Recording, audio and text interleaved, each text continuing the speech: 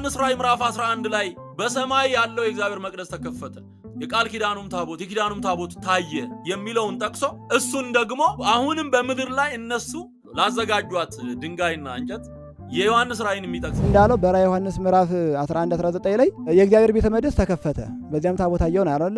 ያንን ያሳየው ለዮሐንስ ማን ነው ከተባለ እግዚአብሔር ነው።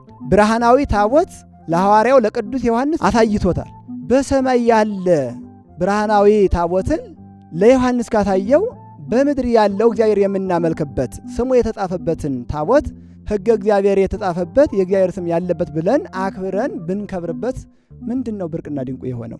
ስለዚህ ቅድስት ቤተክርስቲያናችን ክርስቶስ አምላካችን መምህራችን ካስተማረን ትምህርት ወጥታ ያደረገችው በራሳችን ፍላጎት በራሳችን አሰራር የሰራነው ያደረግነው አንድም አሰራር እንደሌለ መጽሐፍ ቅዱስ ምስክራችን ነው። አሁን ከድንጋይ ከእንጨት ነው የሚቀርጹት አለ። የቀድሞው ሳ ከምንድን ነው የተቀረጸው?